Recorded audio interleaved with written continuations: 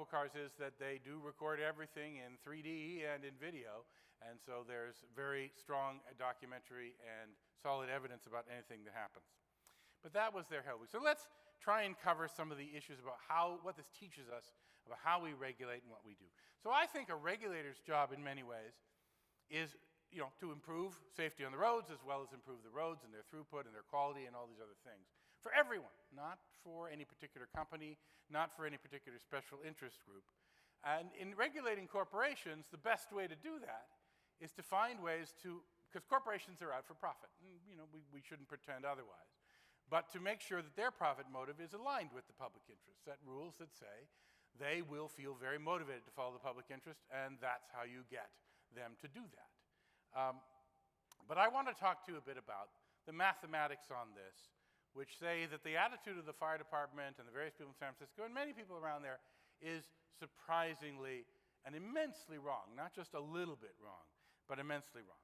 We start with the premise that all the robotaxi vendors are promising they're going to make vehicles which drive more safely than human beings, and eventually which are even better road citizens than human beings. I mean, today they follow the rules of the road very precisely, pretty much all the time. They don't speed. They don't do a lot of the things human drivers do. I don't know if that makes them better road citizens or not. It actually does make them obstruct traffic more than human beings. It's an interesting question about how the rules of the road work that way. But more to the point, I believe that they don't just promise this, they guarantee this. Because if they cannot make a vehicle which drives more safely than human beings, their projects will die. They will not be able to deploy a large fleet that's more dangerous and has higher accident rates. So there is no option for them. And people ask, how do you know these cars will be safe? I said, they will be safe because if they're not safe, they won't be. They won't be out there. So I sort of take this as a given, although it is not given that they will succeed in general. It is given that if they do want to get out there and make money from the billions they've invested, they have to make it safer than human beings. Now, all driving involves risk. We forget this. In fact, I'm sure every person in this room has put other people in mortal risk so you can get to a party 40 seconds earlier. Right? Anyone want to deny that they have done that at some point in their lives? Mortal risk to ourselves and mortal risk to others. And of course, much less than mortal risk and many other factors. So all driving involves risk. The question is how much risk and how is it managed?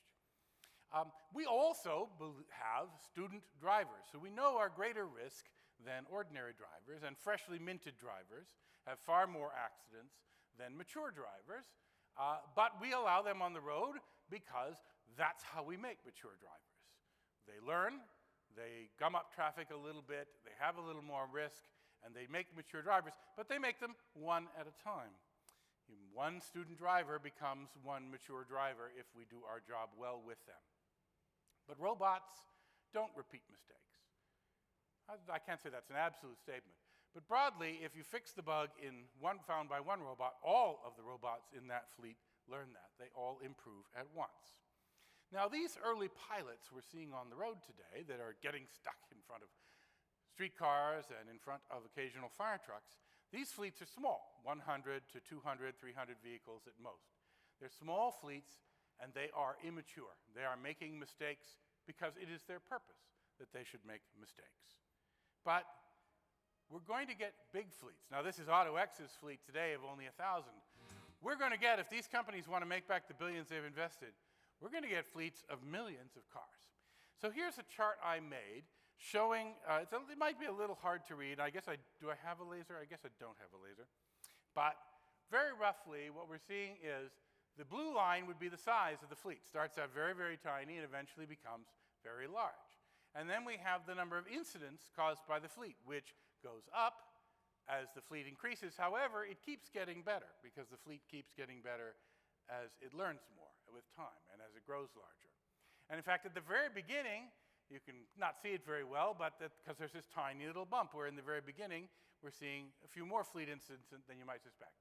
But the human incidents, the red line, that's dwarfing the number of incidents. Now, incidents could be anything. It could be gumming up traffic. It could be getting in front of a streetcar. It could be having a property damage accident. It could be having injury accidents. But over time, as the fleet gets larger, the human beings who were driving themselves, drunk or otherwise, switch into robotaxis. That's the only way the fleet gets larger, as if it gets a business. And so the number of human accidents drops down. Actually, it keeps dropping down simply because the robots are driving better, and they're not, you actually reduce accidents caused by the other guy, it turns out, if you drive particularly well. So the number that the regulator wants to care about is the blue line, or sorry, the green line, the total number of incidents, bad things, no matter what they are. So this is a graph drawn if we get them ready for deployment now. If we say, you can start deploying now, but let's say someone says, no, they're not ready. They're causing too many problems. Let's wait a year, let's wait a couple of years. Here's what happens. The graph shifts to the right. But that blue line, green line again, sorry, the total accident line, so I guess I can shift back and forth. What happens is, if you delay, every year you delay this, if this graph is correct, you don't cause these incidents. It's human drivers who are causing the incidents. But because of your action, many human drivers continue to drive home drunk or otherwise make mistakes that cause these incidents. So it turns out you delay it a year, you actually, the result is, I'm not going to say you're at fault because the human drivers are at fault, but the result is a year's worth of incidents. If it's deaths you're talking about, 43,000 in the United States, say you could cut them in half, right? You delay that a year, 23,000 people will die because you delayed it a year.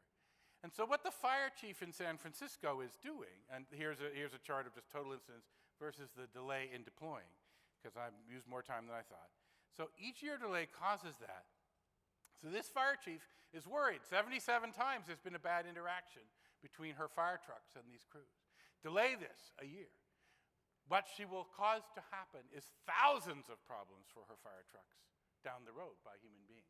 She's trading 77 for thousands or even millions as you spread out around the world. So mathematically, her approach is crazy. But people don't think this way, right? I say this and you show the math, and the math is, I think, very solid. But instead, we're just bad at math. But it's not just that we're bad at math, actually. We're not utilitarians. I said I'd use a few $5 philosophical words. Utilitarians want the greatest good for the greatest number. And that's what policy people have to do, but individuals don't think about that. Individuals are more deontological. We sort of think, I see a bad event, that bad event is bad, it's a tragedy, I must stop it. This is unacceptable. As the fire crews said, they were asked, how long a delay can there be in a robot responding to your request to get out of your emergency scene? Well, it can't delay at all, was their answer. Right? And I understand from their perspective why they want these vehicles out of their emergency scene as quickly as possible. There are negative consequences. But by doing so, by saying stop these vehicles, get off the street, they will cause thousands and thousands of delays in the future. They live in the present. They say, these vehicles are doing something wrong now. I think that in my mind, it means they will always be that way. Not, it's already fixed by the time we complain about it. So how do we set standards for this? I think we want to look at the different types of things that can go wrong and consider how tolerant we want to be about them. So when it comes to injury accidents, all the companies in this already agree about this. They want to be, and they didn't even really deploy until they felt they had made rates for real injury accidents, things that cause irreparable harm, including all the way up to fatality, that were better than human. So that putting their cars on the road was not risk-free, but there was no more risk than putting humans on the road. And so they believe they've done this. They claim they have the numbers to say they've done this. But I think we can be much more tolerant about the other types of it. Now, property damage, look, these are rich, deep-pocketed companies. When they hit something and cause property damage to it, they offer a generous settlement like this. That's been the pattern of it. I think it's going to continue to be the pattern for some time. I think we should be decently tolerable of things that cause only property damage. And traffic congestion? Seriously? We're going to delay saving millions of lives because they're making a bit of traffic congestion and making trains be 10 minutes late?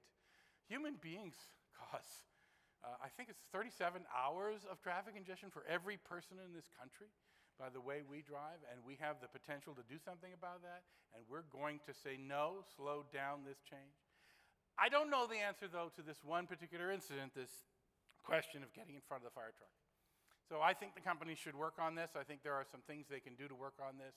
get this number down. They need to adjust their focus and keep those fire captains happy in order to stop the problem. Because they do have this statement they can say, look, if we're 2 minutes late to a fire, the fire can double in size. And that doesn't happen all the time, but it can happen. And that will make everybody, as I say, people, we are not these utilitarians who just look at the big picture. Human beings can't be. We want to be. You know, I'm sure you've heard the phrase, the trolley problem. It's the most hated phrase in the self-driving space. The trolley problem in philosophy class is actually useful, and it's about this question. It's about understanding how we think about trade-offs between harm for one and harm for many. I don't have time to go into this because we do need to get to our break. But I want to say, very briefly talk about, go read this Waymo study. This was done by Swiss Re. I know there's some people from insurance here in the room. Insurance people actually understand risk. Actuaries spend all their time figuring out risk and understanding and valuing it. They're good people to think about this. And what Waymo said is they went out to Swiss Re and said, figure out how much property damage we've done, compare it to the humans in the same zip codes at the same times, and try and compare. And they found like they were 4-to-1 better on property damage than human drivers were. And on bodily injury, they were infinity better because they have not yet had in their 4 million miles a bodily injury accident, and humans have one about every 1.1 million miles. And you know, getting an independent reinsurer like Swiss Re, who has rooms full of actuaries to do this, was a pretty good thing for Waymo to do. I think Cruise should do the same. And I think regulators should look at this, I think, the way that insurance companies have also looked at it, because they have to look at the big picture, because that's, you know, the essence of their whole business. Another thing you can do, this is a box that's put in all new fire trucks today by a company called Hoss Alert. It's one approach. There are several other approaches where the fire trucks can broadcast where they are and what they're doing. This is a scene from a really stupid movie. In this movie, Jim Carrey was God for a few days.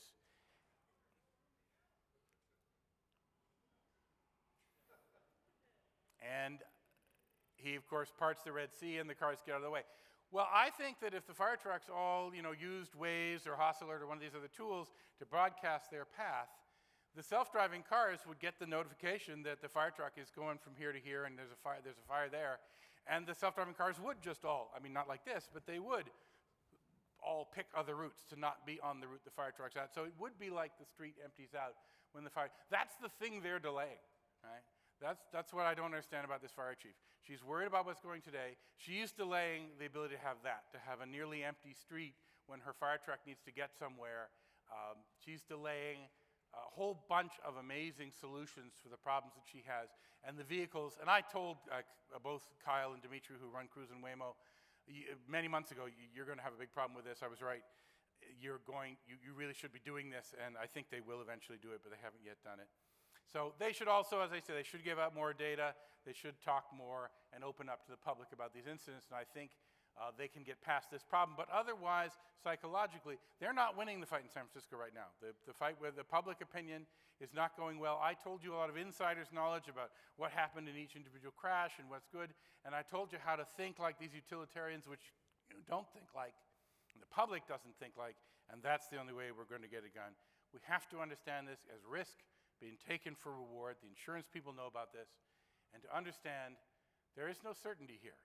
Right? Rand published a big study now, it's probably 7 or 8 years ago, where they said, I don't know how you test these cars because we can never be certain that they will drive perfectly. It would take billions and billions of miles before you could be certain that they have the accident rates that they have.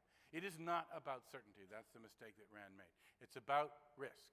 Once you show you've done this far, you've constrained the risk into the right envelope, as the insurance companies will write you a policy even though there is not certainty that you're not going to claim on that policy. And this is the solution for how to look at this and how to regulate it. Thank you very much.